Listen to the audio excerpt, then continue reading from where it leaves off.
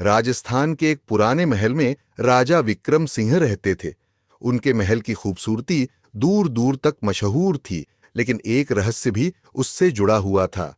महल में एक भूत का साया था।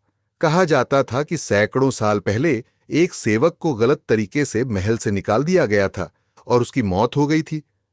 तब से उसकी आत्मा महल में भटकती थी। रात के समय अक्सर लोगों को पैरों के खड़खड़ाने की आवाजें सुनाई देती, दरवाजे अपने आप खुलते बंद होते और कभी-कभी कोई ठंडी सांस गर्दन पर महसूस होती।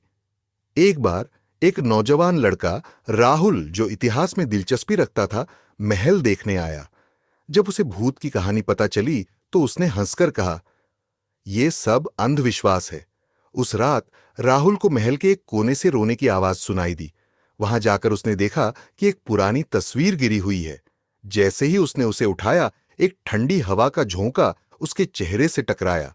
अचानक दीवार पर लिखा दिखा, "मुझे न्याय चाहिए।" राहुल ने पता लगाया कि वह सेवक निर्दोष था और उसकी मौत एक षड्यंत्र का हिस्सा थी। उसने राजा से बात की और महल में उस सेवक की याद में एक स्मारक बनवाया गया। उस दिन के बाद से महल में भूत की आवाजें बंद हो गईं। कहते हैं कि आत्मा को शांति मिल गई थी। सीख: कभी कभी भूतों की कहानियां सिर्फ डराने के लिए नहीं, बल्कि किसी गहरे दर्द को उजागर करने के लिए होती हैं।